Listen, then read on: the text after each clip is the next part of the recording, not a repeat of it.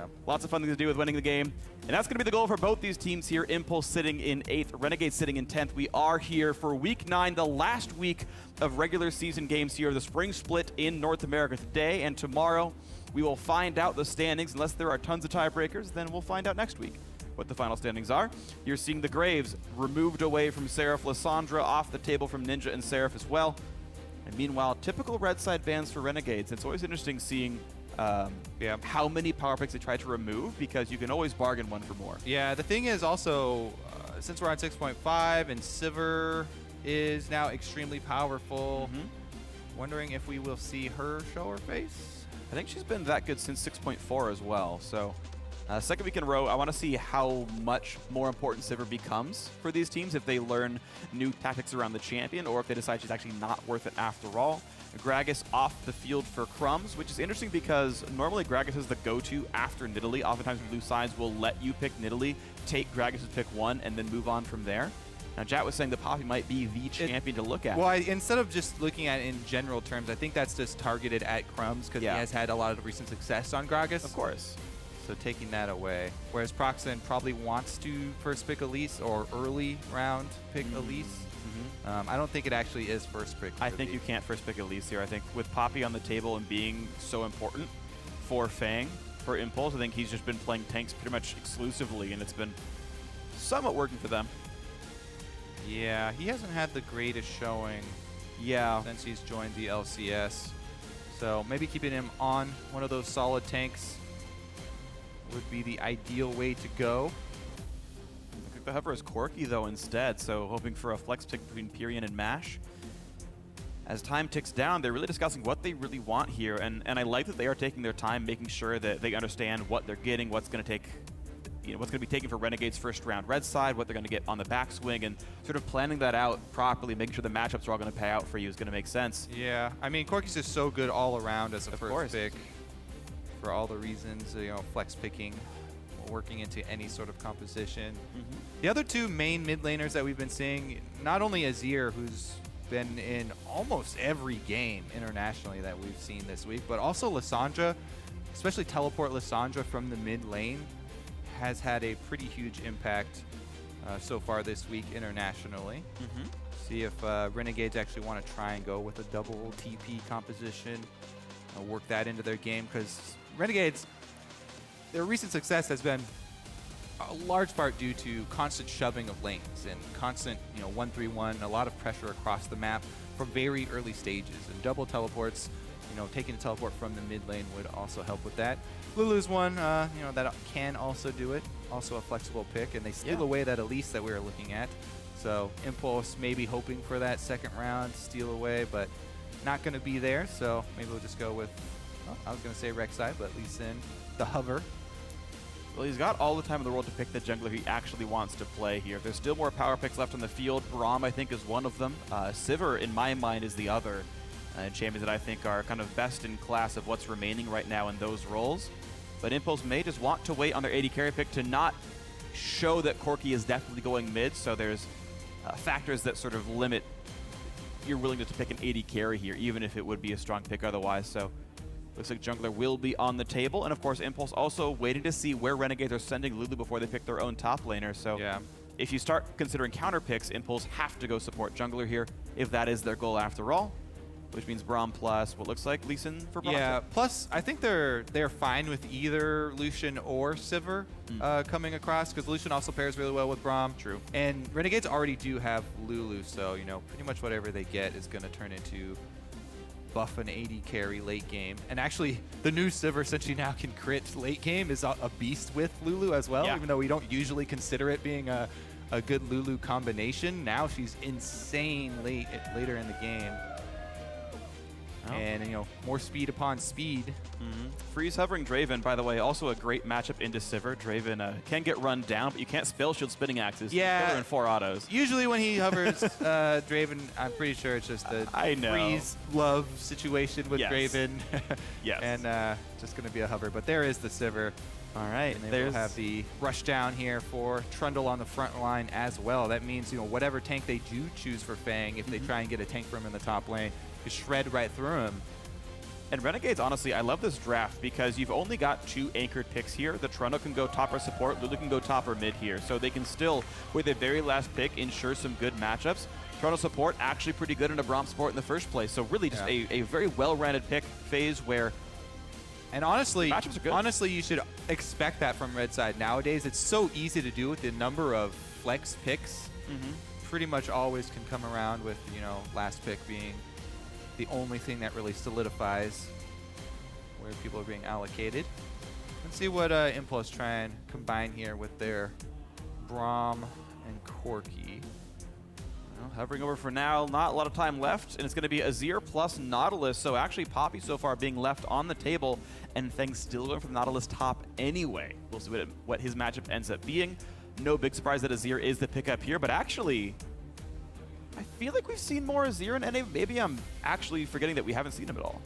I feel like I've seen him this split, but maybe I've just been watching so much Challenger and whatnot that we've seen him regardless. Well, certainly this week, huge priority on Azir across the world in both bans and early picks. We'll see if Impulse can actually hold that line, though. As you said, you know, Trundle and with all the extra speed on this Renegades team, see if they can work their way around the wall of soldiers. Nautilus actually kind of like him as a tank since his shield is a large part of his durability and you can't really affect his shield with Trundle. This is nice. Okay, so the last pick comes through for Varus mid, which I like actually a hell of a lot here for Renegades.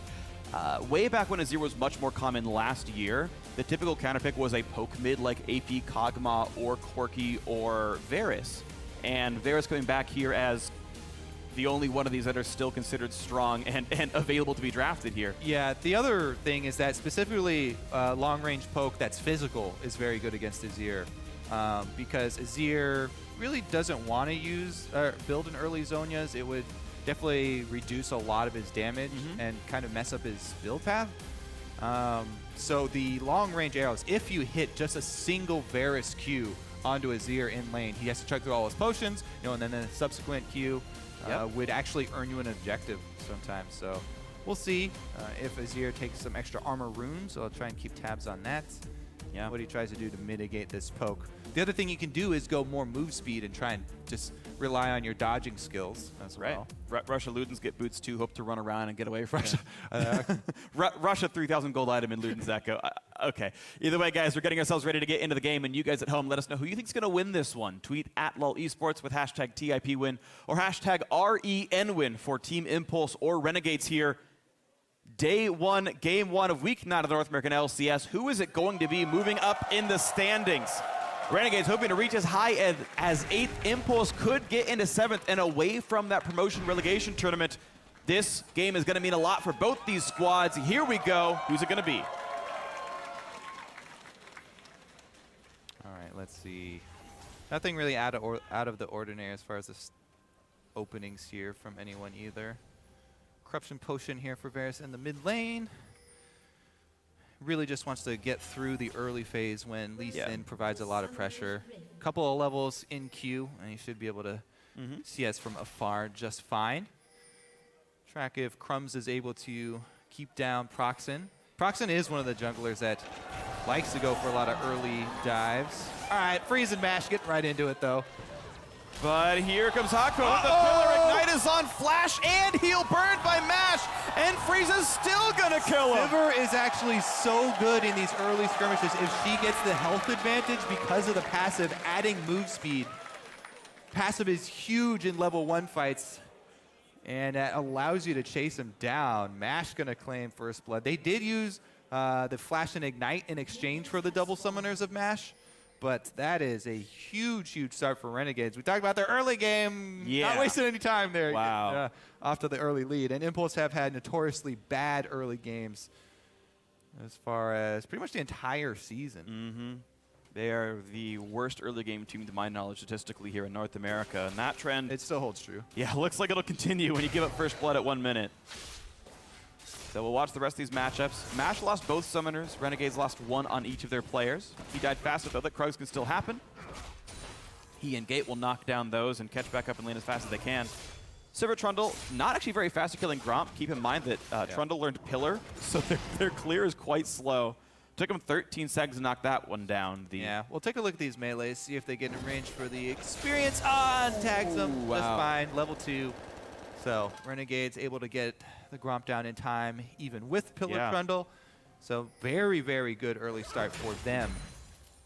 You can already see the zoning begin. Mash and Gate trying to give them a little respect. Up in top lane as well, I think Seraph will also be doing a similar thing in the early game. So that means pushing lanes for Crumbzz on both side lanes. The mid lane is getting shoved in, but gives a lot of freedom to the Elise. Pillar up onto Mash. Gate blocks the damage, and they could go right in onto Freeze. Typically, Sivir players will learn Spell Shield at level 2. This is not the case here, as he's learned Boomerang Blade plus Ricochet. And if Impulse identify that, they can push on the flashless Sivir, who has no Spell Shield, and get a gank. Lee Sin's on the bot side of the jungle. Yeah, they do have a pink ward for themselves as well, and ganking a lane like that got first blood is a little bit scary. If you walk by a brush that Elise is in as Lee Sin, and Elise is the one that gets the jump in the Fog of War and in that early jungle fight, sure. She can get a huge burst and turn that around. Just keep in mind that the gold went onto Hakuho, so the first blood advantage was a Ruby Crystal and no damage for Freeze. The lane is essentially equal as long as the gank actually comes through. Yeah, a lot of vision here by Crumbzz to protect the flashless Sivir. Yeah, very smart of him to get that one down. And Procxin not even going to go for it. Nice pillar. 100 mana out of Mash for that. Yeah. The mini game right now, just trying to mess with Corki while he tries the last hit. Save any sort of displacements for when a minion is low. And Ninja getting that hit in with the Corruption Potion ticking. Always remember to start that channeling as you go for the trade, not after. He should also be hovering on the bottom side since that's where Crumbzz spent his early time, but Procxin's already here in time. Crumbzz gonna walk right into it. Level advantage for Procxin. Goes in on the mid lane. Ward hops in after missing the Q. Damage on a Ninja. Pops the damage. Summoner heal used. Flash still up. Now Procxin taking a lot of damage, and he's going to have to flash away from Cocoon. If Procxin just ward hopped into the first place, he would have been able to get much more damage down. Freeze spell shields late. Does not have the reflex to block the Braum Q. Takes some damage, but Pillar buys time. That was actually surprising. You know, on Tournament Realm, you usually expect any sort of projectile like that with that long of a travel time to be spell shielded. There's nothing else he really wants to spell shield. Everything else because telegraph. Boss Bomb is even longer. Talk about travel times. You should never get hit by that. Yeah. But anyways, I actually do want to go over the mid lane interaction because I really like how Ninja was so patient. And he used the heal summoner. Not only is it a lower cooldown, but it actually gives you something that you can use in lane, the health you get to keep. Saving the flash is the most important thing for repeat ganks. And the heal health, you know, he actually gets to stay in lane a little bit longer and try and CS. That being said, early gank, you know, did accomplish what he wanted. There's a pretty sizable CS lead here for Pirean in the mid lane. He had that going just in the 1 versus 1 a little bit as well, but the gank really ballooned that and forced him back off that last wave. So Ninja gonna try and catch back up here. And he'll try the best he can. 25 to 40 in minions, though, as Pirean walks right back in with a nice smattering of items. He's going for the first item, Nashor's Tooth. Yep. So Ninja, since he was only able to get tier, you know, he has almost no combat stats with all consumables and a tier. I'd consider that actually no combat stats. Actually none. So he's just going to try and snipe some minions nowadays. We'll see what he can do. Of course, Pirean has flash. There's the Q in, lands on a Freeze who spell shields the damage out of it on the backside, and then, has to hop right back away to Gate. A flashless Lee Sin, not the scariest champion. Mash low on health anyway. Yeah. And all the whittling down that Renegades have done have prevented that gank from actually working, because you could flash follow and land an exhaust and probably It was actually a really ill-advised gank there, because the minion wave being pushed in is one of the, you know, that's one of the advantages. Okay, Crumbzz not going to be able to find the ward in time. Get there. Elise does have the auto attack reset. And he has, I think, no issues with this. There we go. The other thing about that gank, not only is it the minion wave placement, your AD carry doesn't want to give up those last. Damage on the backside. Gate blocking what he can, so Mash not taking too much damage. Goes in for the stun on a Hakuho, and then jumps right back out. Good use of cooldowns. Valkyrie jump towards it with Braum. But still advantage to Renegades. Elise can dive this. Cocoons, Gate. Gate has all summoners, so does Mash. They know they have heal. They can bait with this. There's the heal popped. Crumbzz runs. One hit from a stun. Has to run away. Hakuho out of mana. Yeah, I don't. Whoa, that was An unnecessary flash. Should have known that Cocoon was already down because he just used the Cocoon. And this is early on in the game. He has no cooldown reduction. It is a level 1 Cocoon. Will not be back up that early, but a panic flash there. And Mash again burning both summoners. He had those back up though to use, so pretty much on cooldown, all summoners being used for Mash, and that's going to be the Dragon. Okay, so Dragon's going to go over that. Will, however, delay the Renegades' opportunity to recall easily. Corki, Braum will be first to wave. They can push and kind of manipulate the wave. But here on the top side, easy stun onto the Lulu. Q, R, Q, plenty of damage. Flash follow, and Seraph goes down. Did not have mana to ult. Gets a trade kill for that one. Yeah, the thing is he did get his auto off, so he does get kill credit for the money. No experience. But yeah, get 300 gold he wouldn't have otherwise. But yeah, so that, well, I was going to say, you know, everybody flashes when Nautilus ult is already on them to try and get under turret. Trying to go over it in my head to see if he would have been able to save it after it hits and then flash an ability to get under there later. But anyways, he's happy with getting that counter kill as far as the gold is. Plus, he's already up in CS, and the wave is in a perfect place for him. So that's actually fine for Seraph. He does not really care about this. Let's see here. Sometimes, very rarely though, when Nautilus ults you like this, you can walk up and let it hit you early so that you take the knockup before the other person is there and then try and flash an ability from the other person. But, you know, that's largely theoretical, and he's happy with how that worked out. Because, again, the minion wave was right in front of his turret. It actually did not get pushed into it, so Seraph got to teleport back to the lane and get a large number of minions, keep his CS lead. Yeah, fine in gold and experience right now. The only thing is that now there is a teleport advantage for Impulse, and maybe they try and use Nautilus teleporting in bottom lane with this bottom lane constantly shoved up. But that would really be the only place, because you can't make any sort of teleport plays in mid lane. There's no way a Varus is ever going to shove up mid or something like that. It could be a skirmish maybe in the jungle, but bottom lane also, look at this, they're actually spending money on double pink wards to keep both side brush clear of wards and package. Really solid. Itching to use that package. Yep. There we go. There's that defensive pink ward, and of course Renegade's going to keep that continually pushed up. And we'll see if there's ever a chance for a TP flank to come in then from Impulse. Should be pretty easy to get away. 30 seconds less now, actually, on the Nautilus ulti until that comes back up. Maybe he will teleport. You mentioned that TP advantage. Package on. Looks like it's going to time out, and he's going to find nothing to do with this one. Poke towards Pirean, who doesn't get tagged. Yeah, shorts it a little bit there. Procxin going again, down bottom, here we go. Here's the attempted play, plenty of damage. Hakuho will get stunned. Here's the TP in from Nautilus. Flash for the auto attack, picking the wall. Chain stuns everywhere, and that should be the kill into Trundle. Another hit will do it. Gate gets the kill, but he's stuck under turret. Flashed away to stay alive, and Feng TPs to keep Crumbzz away, who flashed away from the chance of getting ulted. So they did convert on the teleport advantage. It was really close, though, and they just barely got it. Let's see what Seraph answers with, because now he's left alone in topside. So Seraph has a big experience advantage, and he's just taking down this turret, clearing out the minion waves. We'll see how quickly Feng can get back there. Feng did get some kill credit early on. What was that? Yeah, that was from Seraph. No, Feng only. That was from Seraph. The kill on the dive there actually went to Gate, so not quite sure if worth on that one. I think the overall play was not worth. TP is down. Yes, you got a single kill.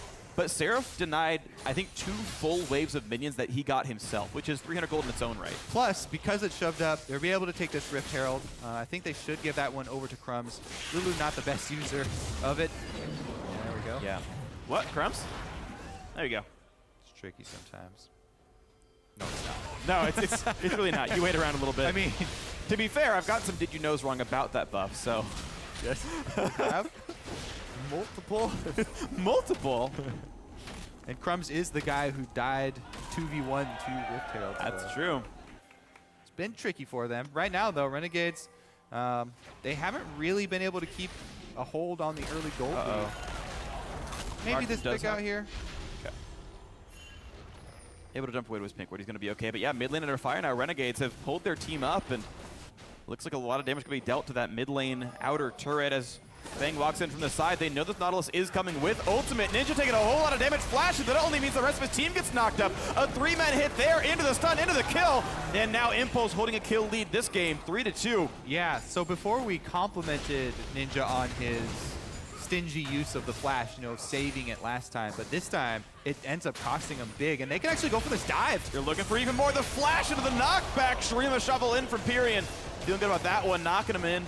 Quick kill into support. Now 4 kills to 2, and mid lane outer going down. This is a huge amount of pressure for Impulse. They're going to get this turret as well. Bottom lane is pushing, so technically Freeze is getting some extra minions right now and might get some damage on the bottom turret, but that is a huge play for Impulse. They've actually taken a pretty big lead here. Yeah. 600 gold swung back in their favor, whereas Renegades started out with such a strong start with the first blood.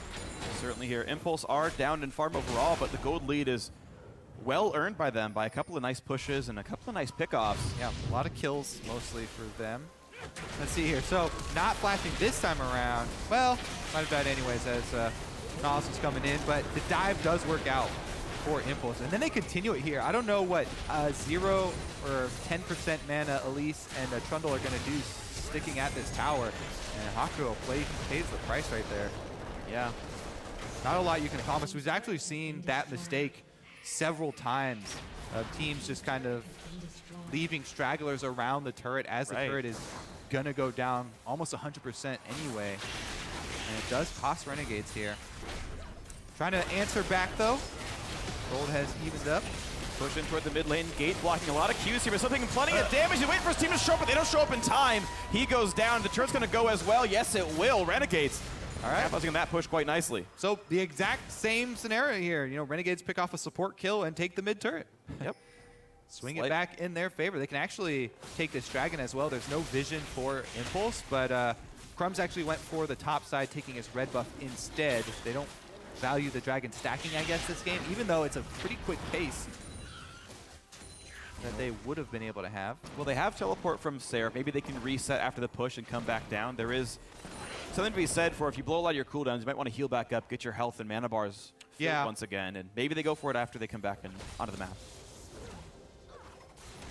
It's always a tricky dance if you're not like actively watching everyone's current gold. Like, you're like, oh, but they could dragon off this. But it's like, but we're all on 2,000 gold. We want to buy. And sometimes you sneak dragons because of that, and it's true. It's always hard to look at sometimes. It's just that looking at the counterplay that was available to Impulse, there wasn't a lot of it for Dragon there. So true.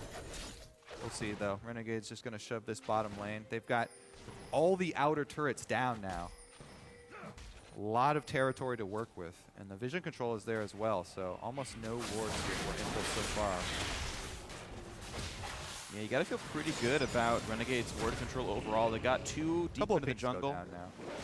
Yeah, no deep wards at all from Impulse, despite the fact they've got a Sight Stone, well, Smite Stone Lee Sin, who can get some of those deeper wards down. Going Hex Drinker next for himself, so Procxin doing pretty much the Dardoch build at that point.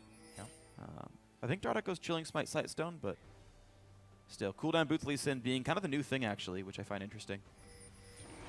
And he will look for the backwards play on Dragon. Problem is, there's a ward spotting this option. They're going to back get away. This. He can get away. It's really low risk. Yeah, that was just a check.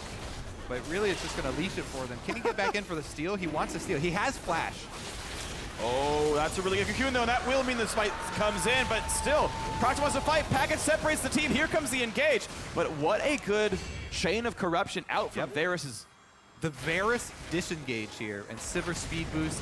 They're able to get out. There's their second dragon. What? Hit you a little bit too early. Yeah, it's fine now. Backed off.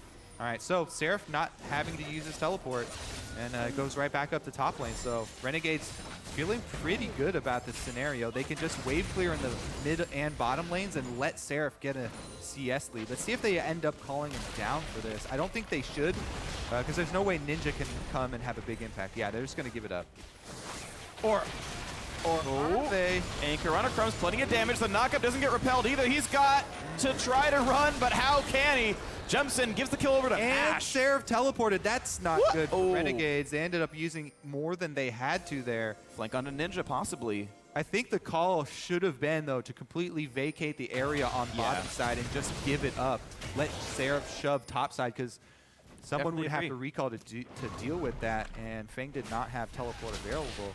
But lingering a little too long in their own jungle there for Renegades, give another kill back, and the turret ends up going down anyway. Plus teleport burned. Well, okay, Procxin gets over the wall, look for the plan to Hakuho. I don't know if he had wards to do a ward hop into a flash kick, but doesn't go for it either way. The Trundle will stay alive. Meanwhile, now they return their sights towards that top side. That, because Seraph left it, was building up a pretty big minion wave and sort of slow pushing.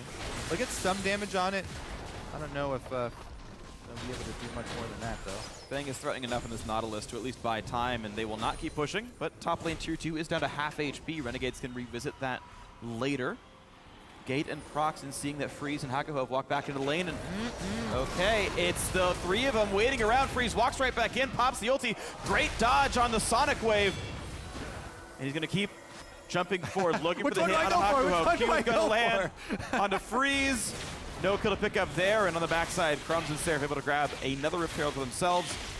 No major losses bot side. Yes, 3 summoners were burned, but still not too bad overall. Renegades get away with Rift Herald. Yeah, those could cost them in team fights, though, because Pirean is building towards the Zhonya's that we talked about against his team. So while you don't usually see that as a really early item on Azir, it does allow him to go for those insect plays with the Azir drifting and try and get both AD carries knocked back into the enemy team. Freeze can try and spell shield it. I think it lasts long enough for the whole wall to go through. Sometimes you linger a little bit too long. I don't think it'll stop the spell, so like it'll still be out in the still world. Push back, just won't take the hit. You can be pushed back. I don't know the exact mechanics because I haven't really played a lot of Sivir since Azir came back into favor and vice versa. I know Braum will just straight block the ball and it stops. Well, I'm pretty sure that we'll see it this game because with Pirean building into a Zhonya's, he has the opportunity to be a playmaker for the team, be that frontline Azir to go start it off and knock people back, especially against a double AD team. Here comes Renegades, though, with the push on a bot lane with the Rift Herald buff, helping quite a bit. Very low on this turret, and yeah, Freeze goes in, then says, well, there's an Azir there. Maybe I'll back off. Nice anchor on a Seraph, plenty of damage there. The knockout comes through as well. Here they have the rest of the damage. He's trying, has to jump away, knocks him back. Crumbzz running, and Freeze pops Spell Shield now to block nothing. Crumbzz will die yet again. 1, 2, and 0 on him. Renegades running with on the hunt, and they're on the hunt for some safety. Yep, everybody run away. Now, there's not much as far as objectives for Impulse to take off of that kill, but it's still a worthwhile kill, and they can try and push with this wave. Crumbzz will be back up pretty quickly, though, and Renegades can try and just huddle at this turret and wave clear. Seraph burned a lot in that last fight, though, getting caught out there. Nice hook from Feng to start it off. Impulse going to try and take this before everyone comes back from the base. Crumbzz up just now. They've got him. Oh, the play on a Freeze. He's gone already. The first kill picked up thanks to a Braum ulti helping out that one, getting the kill credit on top.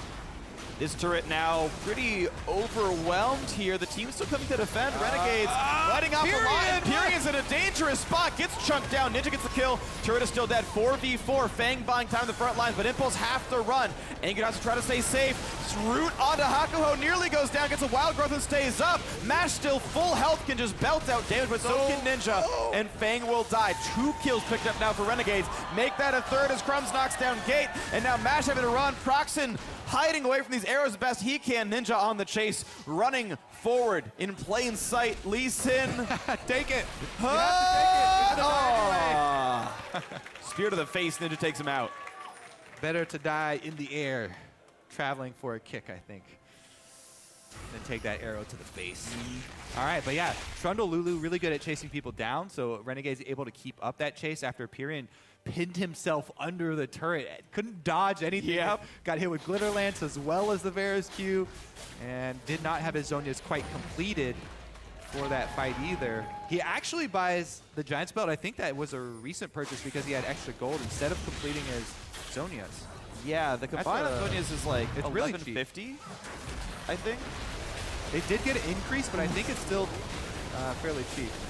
All right, so here it is, though. Pretty big extension by Impulse, looking for those kills. And Pirean under the turret right now, a little bit slowed, and the Trundle Pyro from Hakuho. Yeah, trapped beautiful. Both of them, allowing Seraph and Ninja to easily land skill shots. Here's the chase, though. Whenever you have Lulu speeding people up on the front line and Trundle pillars being spammed, so difficult to disengage. Nice little ultimate as well. And Crumbzz on the front line here actually does a good job keeping things up. Gets that repel off into the execution queue.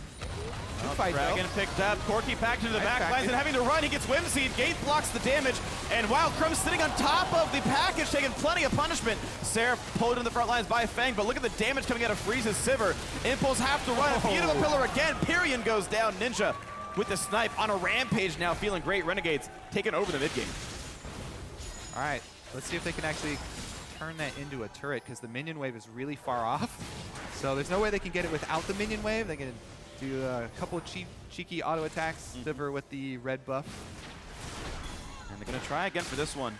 Pirean, when he respawns, will have Rylays. He went arm guard into straight Rylays in this build. Now into the mid lane goes Renegades. They will knock that one down pretty cleanly.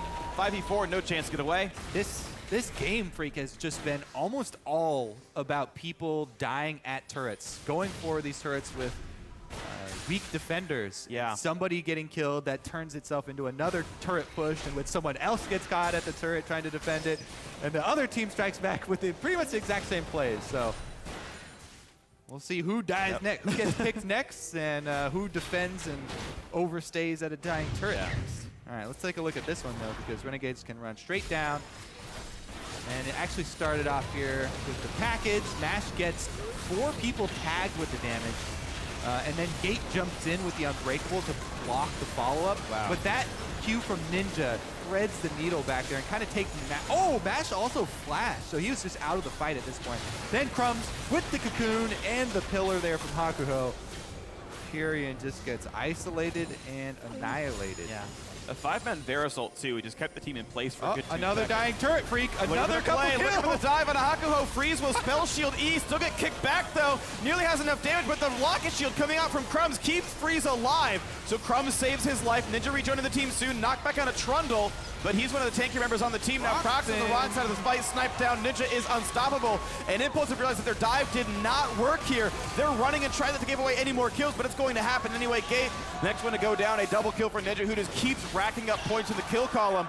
Rene's got to feel good about the number of fantasy points getting out of this game, as they're going to lock down their 4th kill of this fight.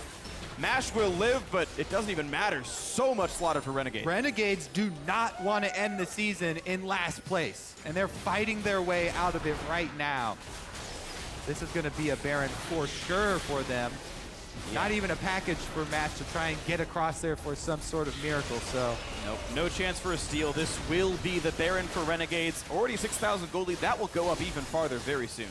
Yep, and this is the perfect turn here for Renegades. Now that they have Baron buff, they can slow the game down to their pace, siege up, try and use their poke that they want to go for. All right, so let's look at another tower dive. 2-man defense originally, but the teleport comes in, and you can see Varus on the minimap right now roaming up. So Renegades is trying to disengage until he gets there. They do a good job. Freeze is able to disengage. And then Procxin goes for the 1v1 with the mid laner here and pretty low.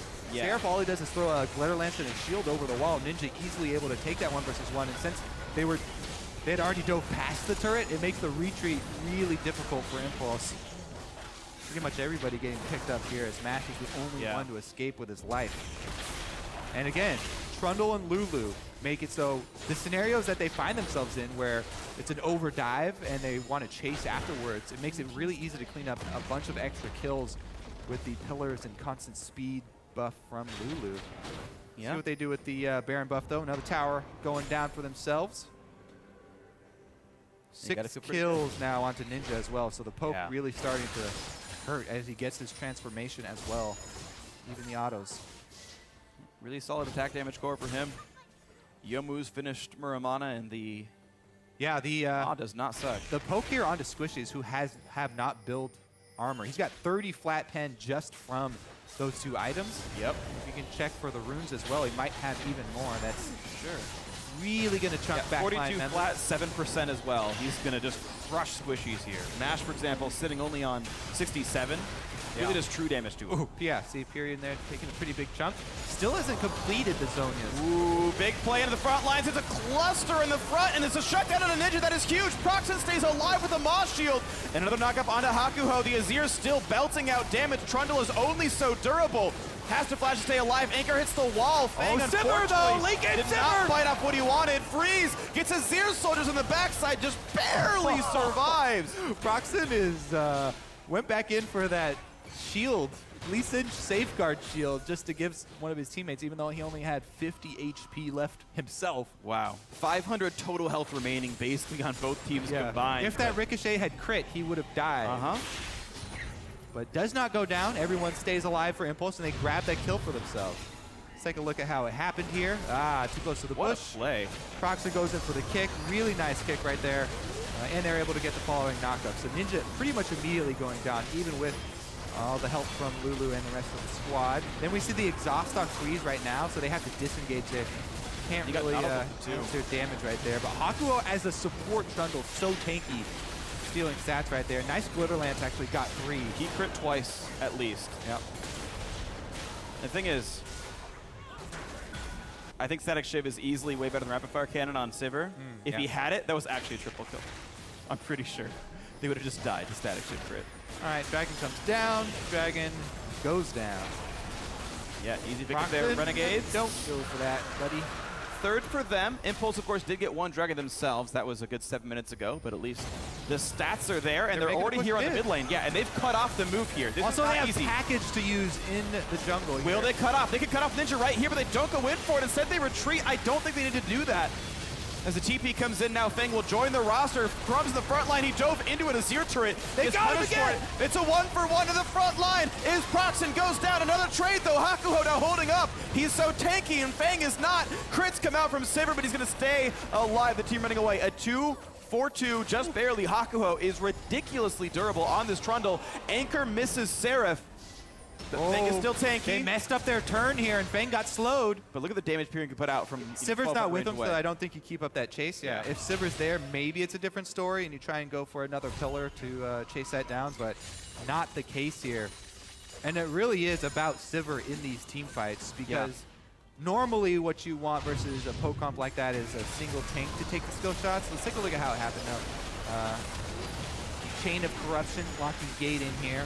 But Renegades honestly go a little deep there with Crumbzz using his repel offensively and having nothing left for the disengage. Procxin went for the Lee Sin play onto Ninja again and trades his life.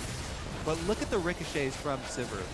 Usually when you're against a Pokemon, you want your one big tank to stand in front and take most of the hits. But the ricochet just bounced right back off him and whittle the back line down. You'll notice every time we see these team fights going over 15 seconds or so even, the backline's already at half health or even less for Impulse because of the ricochets. The most important thing is Gate staying alive and having cooldown reduction, because his Unbreakable Shield will full block. But he's been ricochet on the front line using that Unbreakable really when someone gets caught out. Yeah. The cooldown's used really early. Oh, Seraph though! Running away, will dodge the skill shot, just barely flashing, ulting, running for his dear life. Level 15 on his Lulu. Does get out. Death Cap on makes him really high ability power, and Procxin finds him. Oh no! Board hop, one more hit! Q's up! Oh no! Oh, that is so disheartening.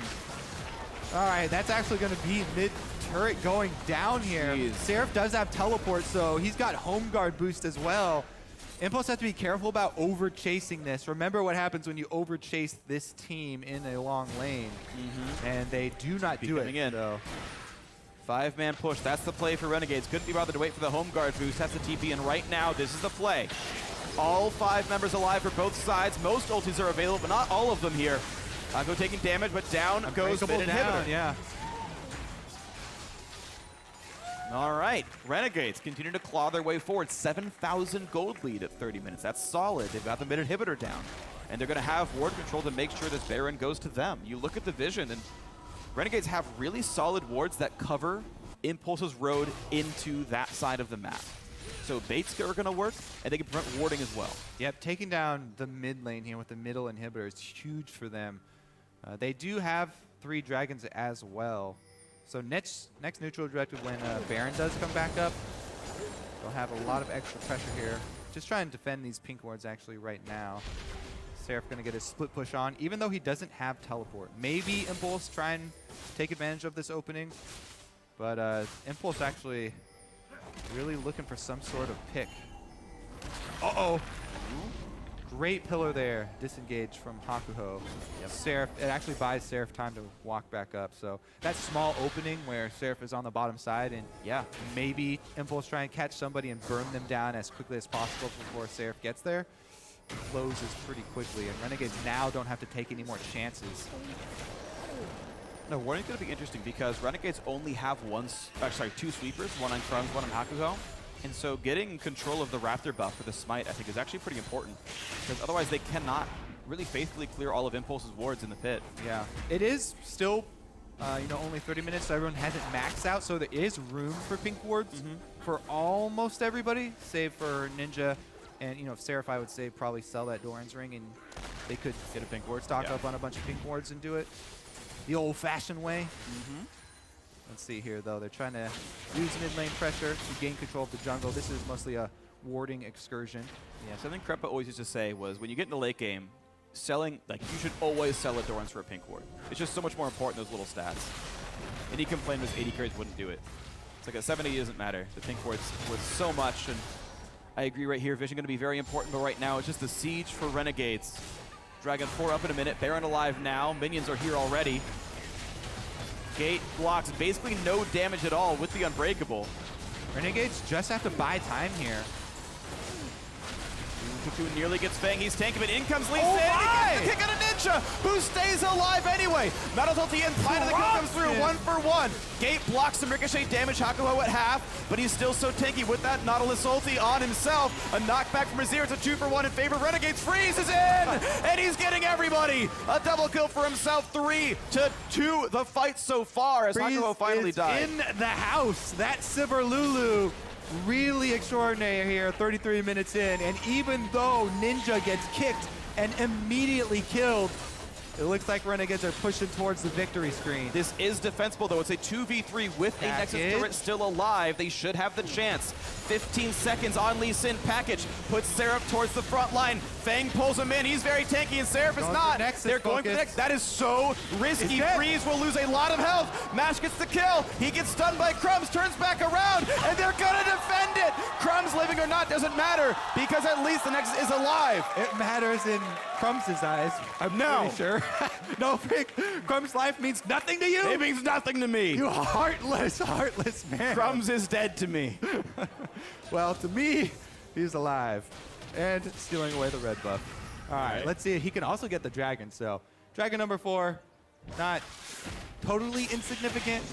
And Renegades will happily take that one as well. Okay, I rescind my doesn't matter because they get dragon and a red buff off of Crumbzz living. I take it all back. I'm sorry, Crumbzz. I didn't mean it. 5, 3, and 10. That's all right. Solid by him. Crumbzz knows who his real friends are now. Everyone but Phreak. All right, and let's take a look. Like all of Reddit. Yeah, let's take a look here. Yeah, well, let's take a look at how they opt to go for this Nexus. Because I thought they could just focus down on Mash here, but they go back across. Look at that. Freeze walks back in for those 2 Nexus hits. He burns again on the package. The package damage should not be underestimated. Both Crumbzz and Freeze disregarded the package there, walked back over it for a couple more ticks, and that is what ends up costing them Freeze's life. Even though, Crumbzz is able to escape with his own, burning his flash there, you really got to respect the zone there from the package late game. I also just learned that the actual knockback and package is not blocked by Spell Shield. Nope. Freeze Spell Shield, nothing happened. I didn't know that. Now I do. So does everyone else now. You're prepping another Did You Know for when we have different viewers. Yeah, exactly. Yeah. Tomorrow, I'm going to be here with Jat. I'm going to be like, Jat, did you know? He's watching us as well. All right. See if Renegades can close this out, though, because they have had many games with a lead, but late game sometimes cannot convert. This Lulu buffed Sivir, though, should help out a lot with their end game. Yeah, Lord Dominic's in as well. It's going to be pretty nice for them. Feng working towards the Seraph portal. Ninja really needs to watch himself here because Procxin's been able to find his way into the back line many times. Crumbzz, though, on the front line. A lot of slows, maybe a stun soon. Trying to land some auto attacks and knock up onto multiple members in the back line. And Seraph's going to tank the ulti in from Nautilus, but Nautilus is dead himself. A multi-man chain of corruption gives the room for Freeze to go in. A nice knockback by Azir, but his team is already dead. Pirean, the last man standing, alone, the Emperor of Shurima, by himself, and his subjects have died. So has he himself. A quadra kill for Ninja. There's a new sheriff in town. It's Ninja himself. Where does Varus hail from? He is Ionian and corrupted by... I forget. Well, he should be happy, and wherever he's from, they should be proud because they're going to claim a Nexus off of that. Inhibitor goes down, and Renegades look to upset Impulse here. They will do it. Renegades with a solid victory. Ninja in the mid lane, 11-4-7. He has been a godsend for this roster. A consistent mid laner who's able to do it all. Zillion, Lissandra, Varus, you name it. Seraph solid on the Lulu as well. And Renegades now improved to 4 wins. That is the number of wins Dignitas has, and is now 1 game behind Impulse. If Renegades can knock down Echo Fox tomorrow, assuming all else goes well, they are still on pace to snag an 8th place spot. Yeah, they're on a warpath, man. Seraph yesterday, or last week, said that they were the number 2 team in the league. Yep. I don't know about that, going that far, but they're definitely looking to make themselves not the number 10 team in the league at the very least. Well, they're on pace. We'll see if that's going to happen. Impulse have a rough road ahead. Dignitas, half a game behind them. Renegades only 1 game back, and Impulse faces Immortals tomorrow. That's going to be a nearly impossible test for them. So, yeah, their seeding might drop rapidly at the end here. And for a lot of these teams at the bottom, for Impulse and Renegades and Dignitas and even Echo Fox, it's about getting yourself into shape, training, getting ready for this promotion relegation tournament. So that you can fight your way back into the LCS. Some emphatic high fives by Crumbzz. Definitely had one of his smarter games here. He said, we got to make sure that we play patiently enough to play properly. And there were still a lot of sketchy catches this game. Someone defending a turret they didn't need to be defending. Someone getting picked off when that shouldn't have happened for them. But they still played a pretty faithful poke composition. No matter how often Lee Sin came in and knocked back Ninja, there were enough carries still there to do the rest of the job. Freeze was that a lot of the time on Sivir. Seraph, of course, again on Lulu. That's the thing. You know, all season long, ever since Freeze has been back, you know, since he's been able to play, the story has been this is the carry. This has been the only carry for Renegades. Now he's got supporting cast here in Seraph and Ninja coming in, other lanes that can carry, that can take attention away from Freeze. If Ninja's able to even just take attention away from Freeze, and Ninja's the one they're targeting, they're diving, they're sacrificing people for, then you have a late game Sivir boosted by Lulu, freely auto-attacking for most of these team fights, and she puts out so much, basically AoE as the ricochet bounces around, and he's able to really shine now. Yeah, I think it's been really impressive here for Renegades. They kind of went from the show Joey to the show Friends, where there's now more stars you care about, and unsurprisingly, Friends went on for a whole lot longer. I don't think anybody watched Joey. Exactly. And no one really thought Renegades going to win any games until they had a supporting cast here, and that was the case. So Ninja doing well, Seraph doing well. Look, Crumbzz is doing a solid job as a support jungler. He is there to be a tank. He's there to gank the lanes. He's there to make sure vision is there. He's going to probably buy a Sight Stone or a Tracker's Knife every single game and just make sure that the game is controlled. Yeah. Hakuho was a secondary tank as well, which is big. Getting to play support Trundle into a top lane Nautilus meant he was another really big frontliner to just buy time for everyone else to do all the damage. That's last week we had stats on Crumbzz as he has the most wards placed and most wards cleared. Yeah. I don't know if that's still true, but probably. So very, very vision-centric. And that formula is working now for Renegades. We'll see if that's going to continue on tomorrow and onto the promotion tournament next weekend as well. And maybe they'll stay in for the summer split. But for now, on that Renegades win, let's head in